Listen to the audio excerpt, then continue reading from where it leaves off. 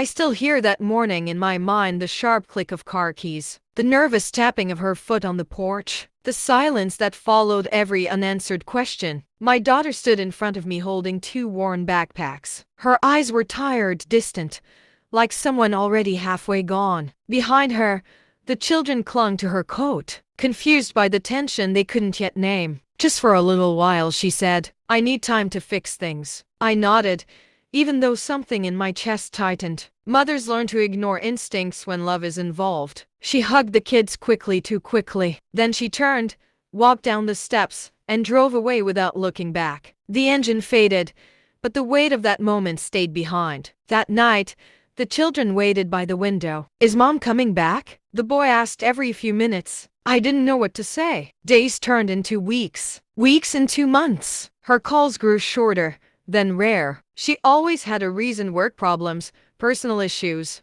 bad timing. I kept believing her because believing was easier than facing the truth. The children stopped asking when she'd return. Instead, they asked what was for dinner, whether I'd come to school events, whether I could help with homework. Without realizing it, they had chosen stability over hope. I became their morning alarm, their bedtime comfort, their constant. I learned their routines, their fears, their small victories. I stood in the place their mother had left empty, telling myself this was temporary, telling myself family would make things right. But deep inside, I felt something shifting. The house changed. The silence was different now, not the quiet of waiting, but the quiet of acceptance. Photos of their mother stayed on the shelf, untouched. Holidays came and went with excuses instead of visits. I told myself I was helping my daughter by holding things together. What I didn't realize was that every day she stayed away, the story of what happened was slowly being rewritten. And while I was building a home for her children, a storm was quietly forming, one that would eventually turn love into accusation. That morning wasn't just the day she left her kids. It was the day everything began to unravel. Raising children again in my later years wasn't something I had planned for. My life had finally slowed down. Quiet mornings, modest routines,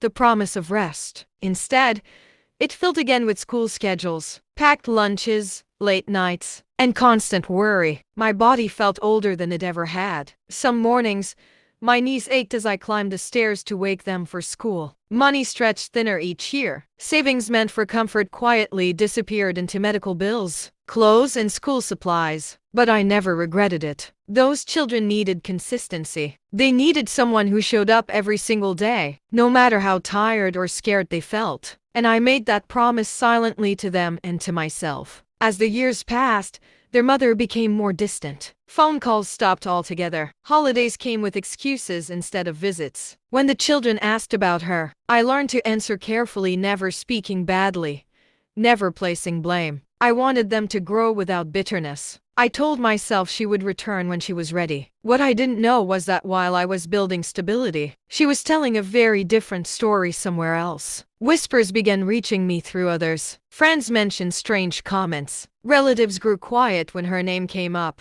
I sensed tension, but every time I tried to reach out, I was met with silence. Then one afternoon, the past caught up with me. An envelope arrived in the mail, thick, official, my name printed in bold black letters. At first, I thought it was a mistake, but as I read each page, my hands began to shake. The words felt unreal, cold, legal, cruel. She claimed I refused to return her children. She claimed I had taken them without permission. She claimed I was keeping them from her. After all the years of sacrifice, I was being accused of stealing the very lives I had protected. The children saw the fear in my eyes before I could hide it. Questions followed questions I couldn't fully answer yet. For the first time, I realized that love alone might not be enough to keep us safe. Because when lies are spoken confidently, they can sound like truth. And the fight ahead wouldn't just be about custody. It would be about rewriting reality itself. The courtroom smelled of polished wood and nervous tension. I walked in with my heart hammering, unsure whether it was fear, disbelief, or sorrow that gripped me most. I had never imagined I'd be accused of a crime for loving children I had raised as my own. And yet,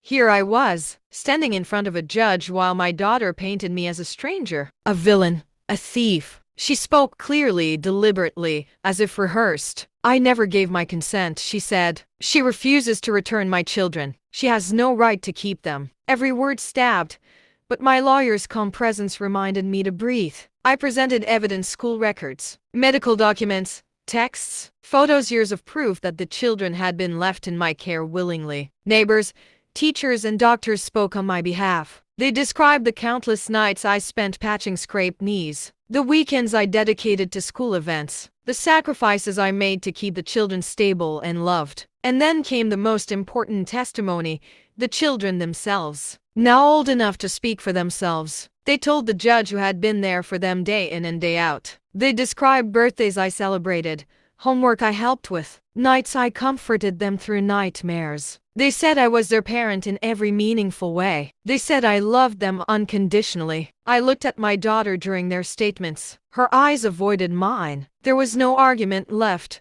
no fiery denial, just a quiet recognition of what she had lost, the bond she had abandoned. The judge listened carefully, reviewing the evidence, weighing the words of both sides. Then came the verdict. The case was dismissed. Relief washed over me, but it was bittersweet. Courtroom walls had witnessed not just a legal battle, but a betrayal. A family's story, twisted and rewritten, laid bare in a sterile room. I walked out with my children beside me. They clung to my hands tightly, their trust and love undiminished. I realized that victory wasn't measured by papers or judgments. It was measured by the strength of the bond we had built together. And as I left that courthouse, I understood something profound.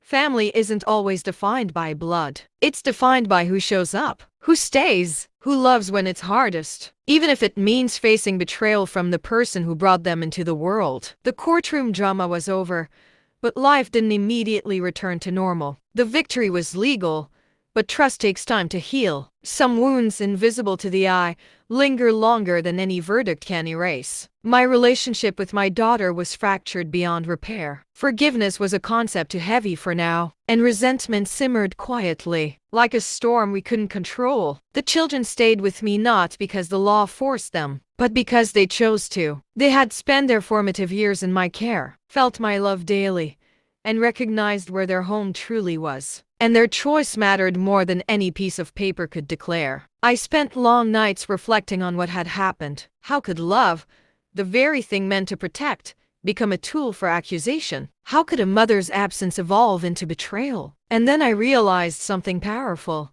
Family is not only about blood. It is about presence, about sacrifice, about showing up when it matters most, even when no one notices. I watched the children grow with gratitude, resilience, and joy despite the chaos they had endured. Birthdays were celebrated, school victories were cheered, simple moments, a shared laugh, a quiet hug. Bedtime stories became milestones of a family that had survived adversity. I couldn't undo the past, and I couldn't force my daughter to see what she had lost, but I could continue to build a home filled with love, patience, and understanding. That was the power I had. That was my choice. Some days were harder than others. Memories of betrayal would resurface.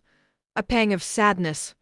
A flash of anger. Yet, every time I looked at the children's faces, now growing older, wiser, and stronger, I knew it had all been worth it. If loving them made me guilty in someone else's eyes, I would accept that guilt gladly. Because in the end, it was never about judgment. It was about the lives I had nurtured, the trust I had earned, and the home I had protected. And so, in the quiet evenings after the children slept, I reflected on the truth I had discovered. The strongest families are often not perfect ones. They are families who endure, who forgive silently, who choose love when it is hardest. In the end, that is what defines us. That is what makes a family. That is home.